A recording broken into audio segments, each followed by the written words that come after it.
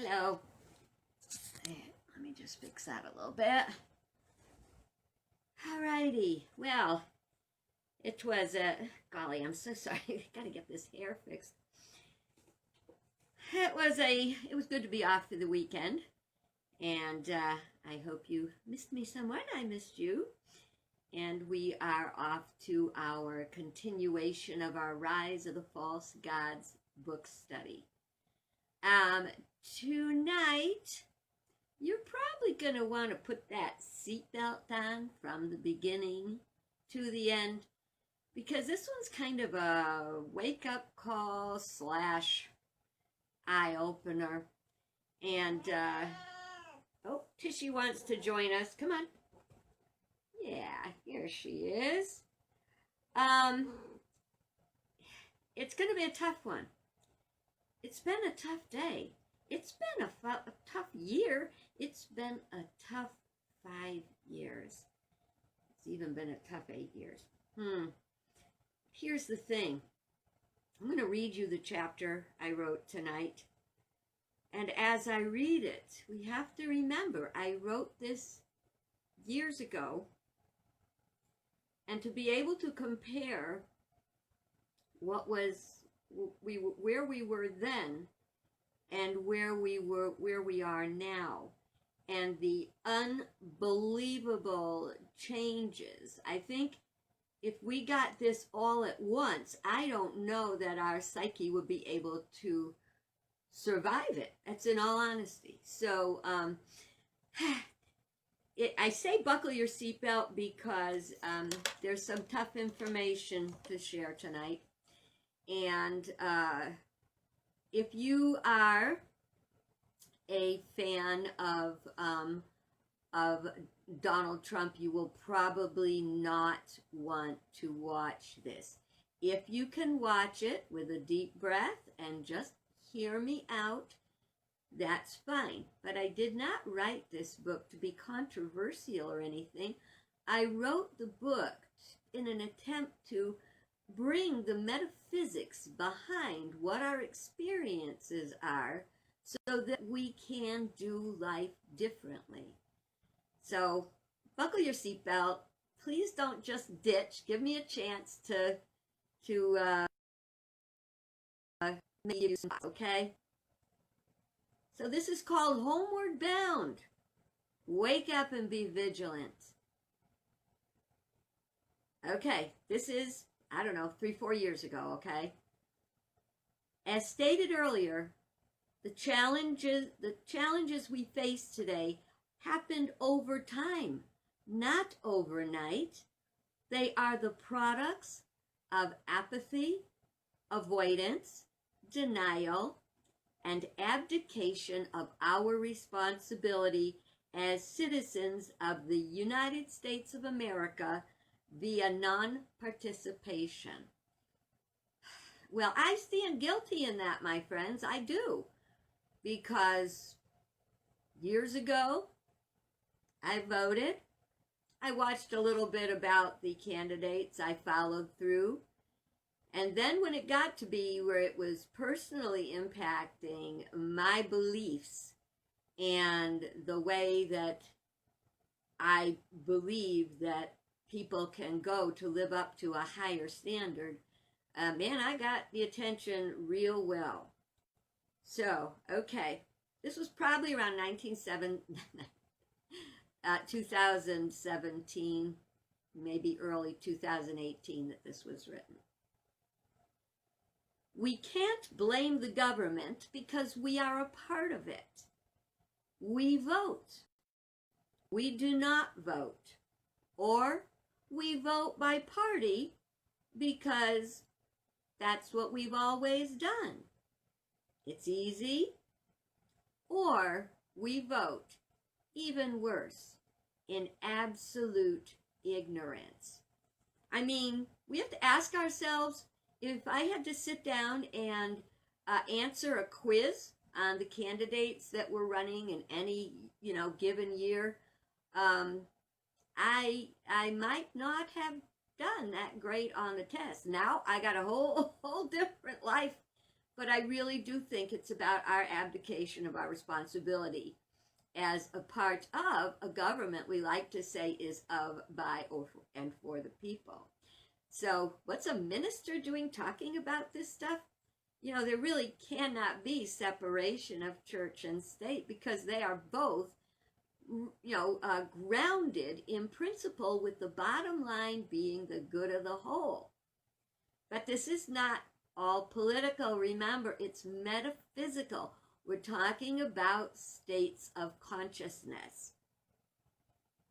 In her book, The Revelation, Our Crisis is a Birth, futurist Barbara Marx Hubbard tells us we are in for a great birthing process. The birth will either be a Lamaze type birth or a painful breach type birth, which is both excruciating and dangerous. The choice is ours to make, based on whether or not we come to understand that we are all one.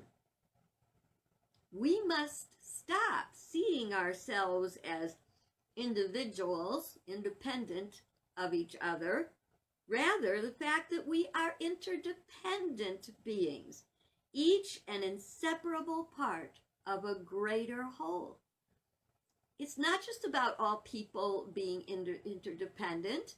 We're interdependent with the creatures of the planet, with with all the science of the planet, with the people of all countries, and, the question's going out there, even the aliens. Well, I always wondered, about aliens?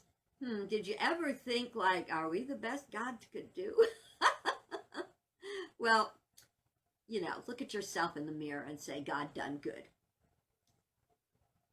We are each an inseparable part of a greater whole. That means we cannot be separate.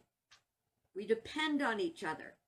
If we fail to realize this, our rugged individual persona, fueled by pride, will be the end of us. Pride. One of the 7 deadly sins. Don't forget, there's 2 sides to pride. There's the negative side, which is ego-centered, and there is the positive pride, which is being grounded in doing good, being good, and all that. So fueled by pride indicates that the false God or false state of consciousness that creates and drives this false God is called Baal, the nature God. Sorry about Tishy's noise. She's just a very vocal cat. She wants me to go in and go to bed, but I'm not going. Not yet.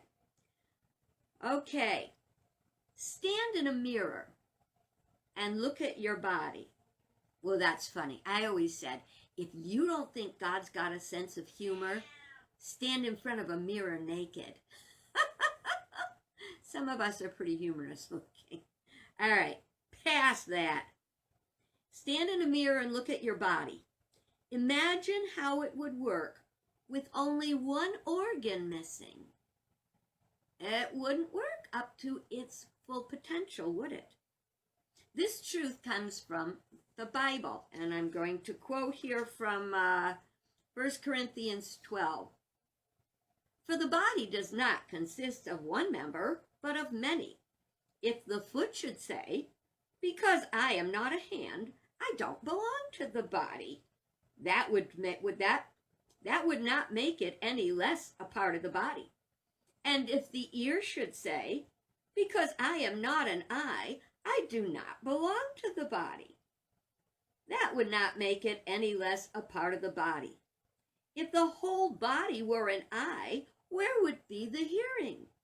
If the whole body were an ear, where would be the sense of smell? But as it is, God arranged the organs of the body, each one of them, as he chose. If all were a single organ, where would the body be? The eye cannot say to the hand, I have no need of you, nor, again, the head to the feet, I have no need of you. On the contrary, The parts of the body which seem to be weaker are indispensable.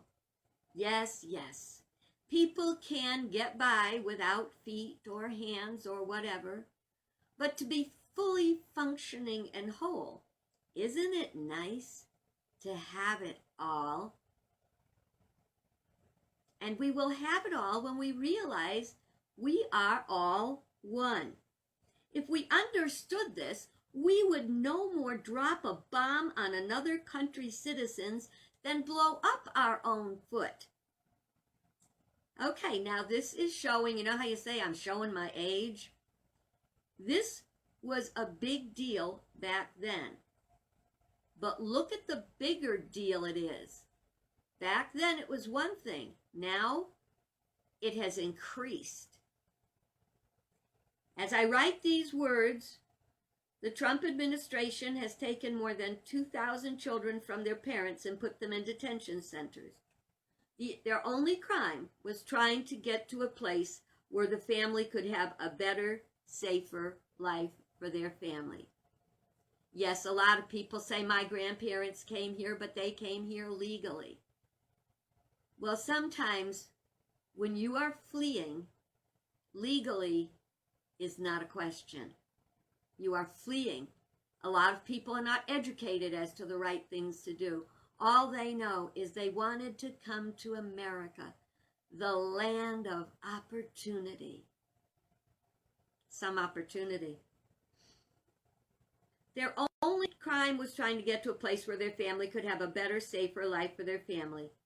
Workers who watch over the children are not even allowed to show the children compassion. Christian Nielsen, Secretary of Homeland Security, claimed the children are being well taken care of. That's not what all have reported. But even aside from that, I ask you, how would it feel if you were a child and you were taken away from your parents? Toys, crayons, and videos are not a substitute for the presence of a parent and wouldn't touch the pain of their loss.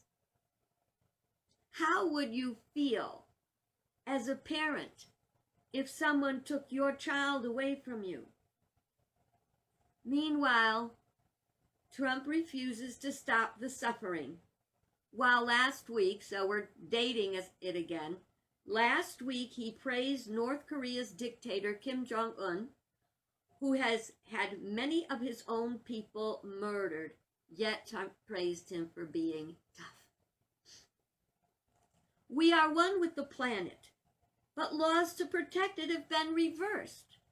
The environment is being poisoned, which will ultimately poison us all.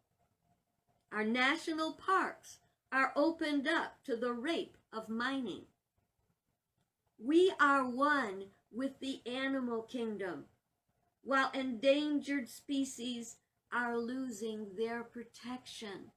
It has been proven that nature and our fellow creatures on the planet can bring each other wholeness and joy because all things are connected. In the midst of this, a recent poll said Trump's approval rating is the highest it's ever been. Why? Because the stock market is up. So remember back when we were talking at first about the ego of rugged individualism. I will do what I want. I will have it my way. I live in a free country. You can't make me do anything. Maybe not. But who we are can make a difference if we do our best thing. So that is Baal, the nature god, the ego, the carnal consciousness. Mammon is the stock market's up, but the economy. And what people don't realize in many instances is that the economy, yeah, that may be looking up, but it's looking up for the 1%. And those who are on the lower levels, not so much. The bigger the corporation, the healthier they're getting. Back to the book. The jobless rate is down, and I put down was down. And shameless bully is telling everyone how great America is becoming thanks to him. First of all, if you do a little studying, you are going to see that what the current administration received on coming in was an already growing, healthy economy. When Barack Obama took over the government back in 2008, it was in a great recession. When it was handed over, it was healthier and growing. Look it up. Okay. A sense of personal power is overshadowing the truth that we are all connected. We may be gaining financially, but as far as being a functioning part of a greater whole, morally, we are beyond bankrupt. Mammon, which is a consciousness and a hunger for money and things, material realm, and Baal, which is ego and pride and self, are puffed up and strutting around. It would appear that we're in for an excruciating breech birth. Well, that's the way it would appear back when I wrote this in 2017 or 18. Now, we have had fighting in the streets, protests, people marching around in battle gear with guns, and 4 people getting stabbed, people getting shot. That's what we're dealing with now. Even when we had the Women's March back in 2016, all these women marched, and there was very few problems. You know, they were mostly logistical problems of having spaces big enough to fill the amount of people who wanted to be there. They sang, they gave speeches about human rights and women's rights, and they wore pink, and they marched, and they marched around the world. Right now in our streets, terrorists, well, that's what I call them. If someone's got guns and they're brandishing knives and saying, violent, evil things, yeah, to me that's not a good thing. Those are not good demonstrations. Even the demonstrations after George Floyd, there was the huge numbers of people who were not causing problems were the ones that were demonstrating, all ages, all colors, all creeds. And now it's the Proud Boys. Think on this. Look how we have deteriorated in the past 4 years. Yeah, it looks like an excruciating breech birth, coming out backwards, because we are living in a way that is contrary to how we are intended to live. Is there anything we can do? Oh, I have to finish first, because I have to, talk about today. Today was the day that the Electoral College voted. They put in their votes, and Biden was declared the winner. But in order for those people to cast the votes that their states told them to cast, that their states determined through the elective process, they had to sneak into places. They had to ward off people who were trying to get in to cast invalid votes. And you say to yourself, what is our world coming to?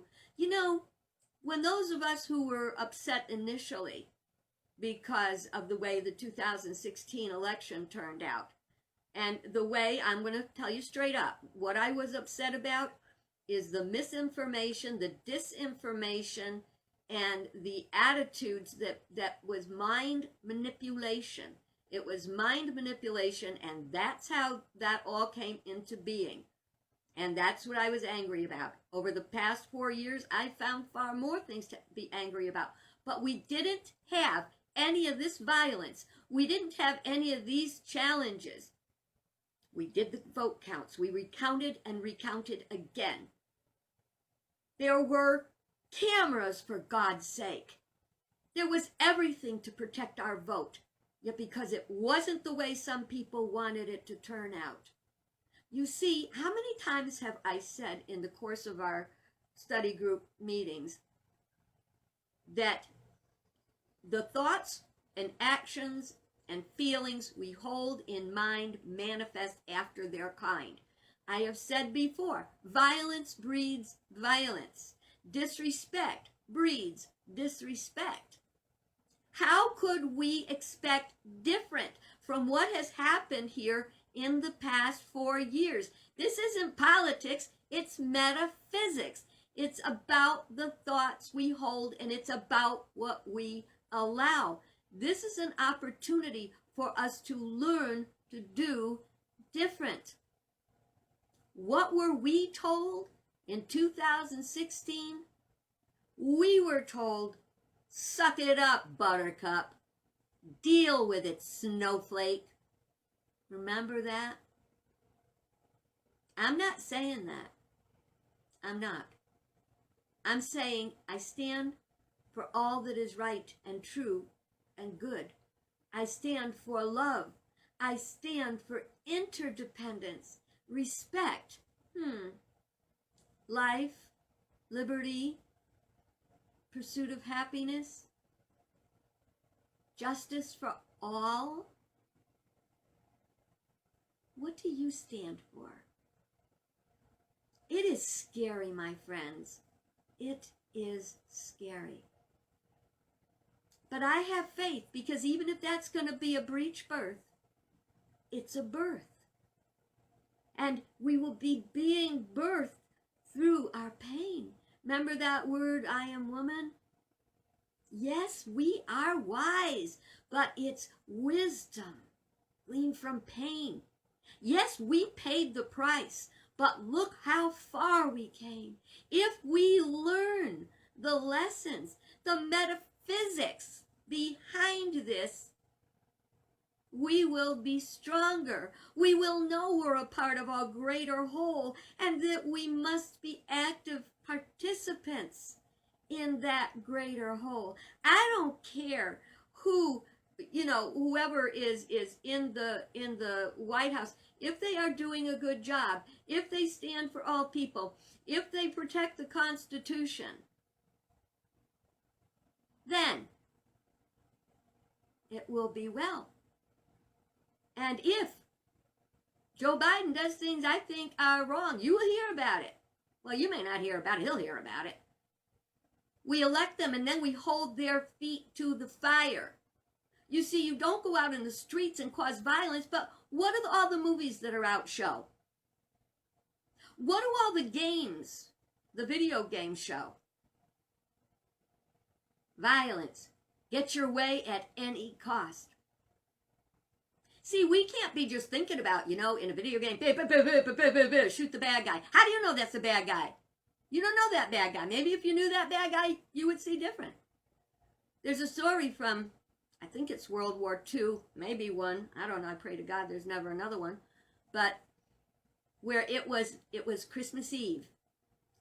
And the shooting was going on, and there was a slight lull in it at midnight.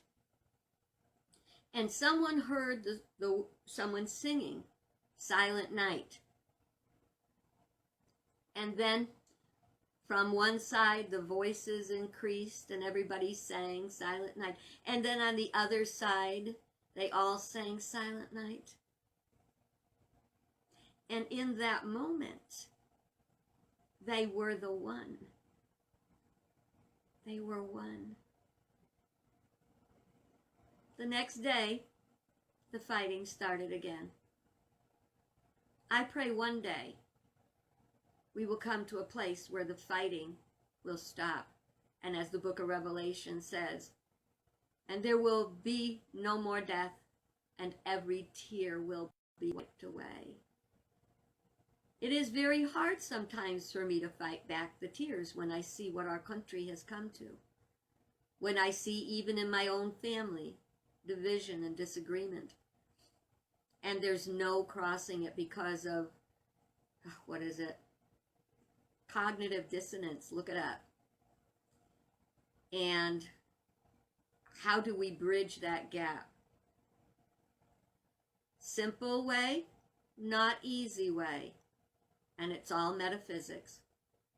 First of all, we have to work diligently to train our minds to be open to the living spirit of truth, to be open to another way, be open to creative ways of thinking. We have to stay positive in the midst of all that is negative. It is a mammoth task, but it is doable. We can do this thing. We have to know from the ground of our being, hate cannot drive out hate. Only love can drive out hate. There's an old chestnut nugget of wisdom that says, do you know how to get rid of your enemy?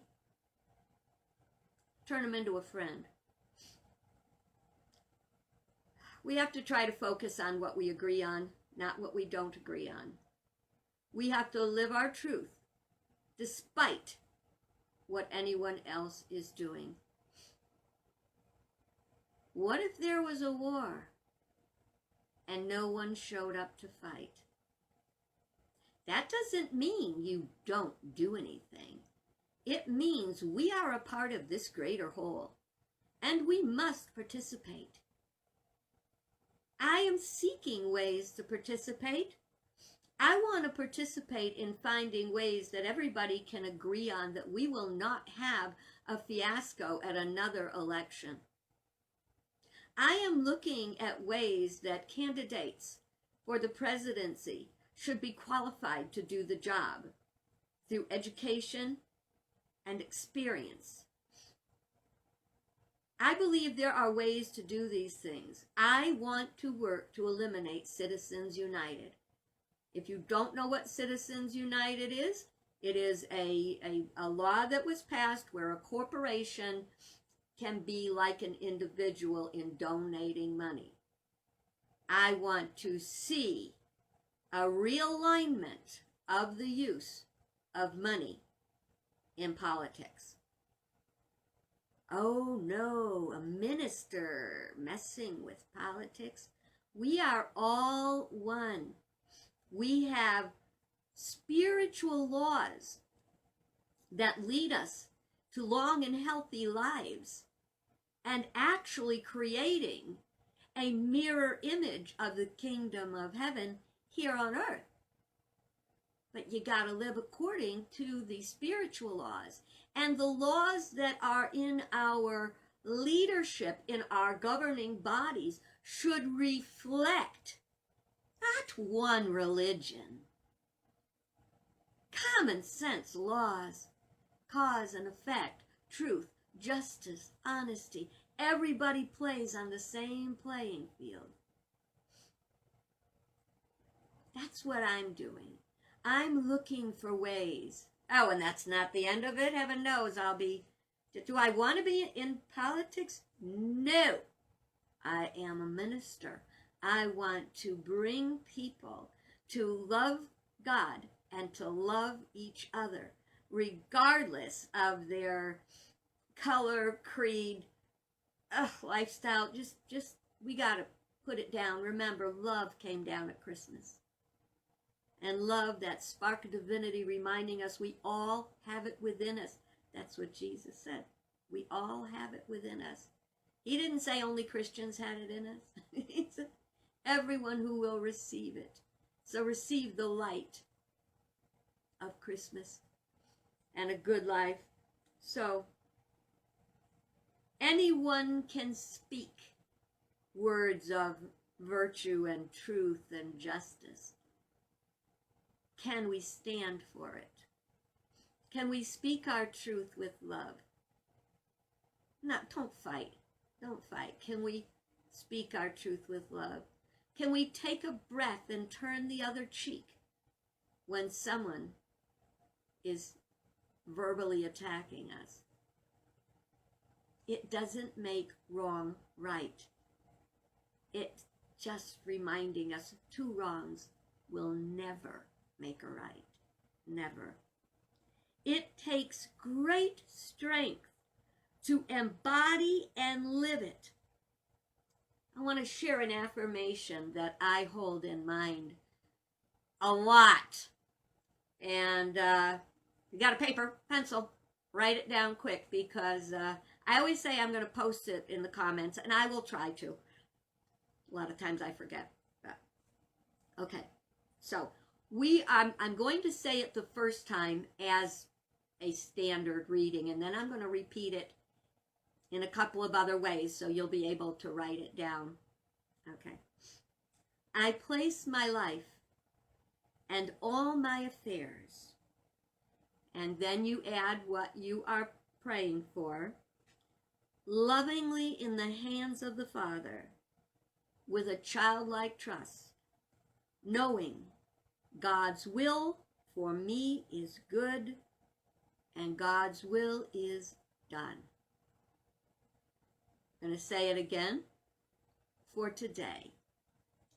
I place my life and all my affairs, our government, the people of America, and my striving for justice, lovingly in the hands of the Father, with a childlike trust, knowing God's will for me is good and only good. And another way,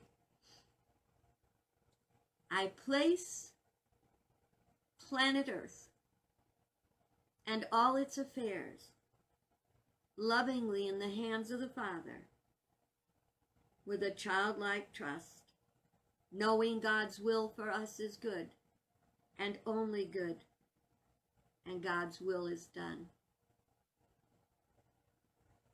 How about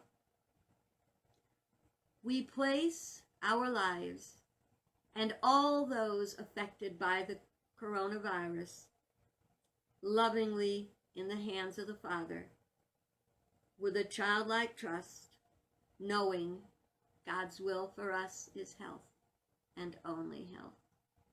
You can use it in many ways to serve a good purpose. But remember, my dear friends, we don't just pray. We pray, and then we move our feet. We move our feet according to how we are guided by divine mind, God, universal spirit, by any name. It is all good.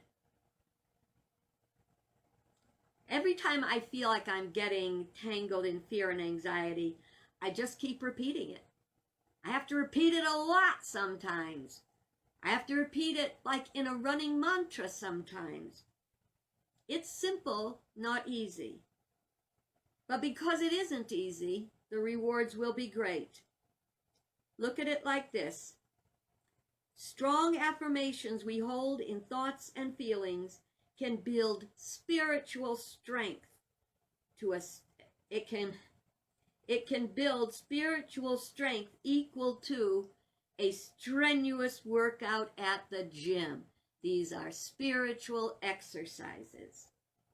And then from 2 Timothy chapter 1, verse 7, for God did not give us a spirit of timidity, but a spirit of power and love and self-control. Sometimes our prayer is, I believe, dear Lord, help thou my unbelief. We are in a very tricky position. We are in a growing crisis. It's been building for a long time. But remember, in every crisis, there is danger and an opportunity. Trying to do the same thing the same way over and over fails. But try something different. Think out of the box. Love God. Love your neighbor. Love your enemy. Love yourself.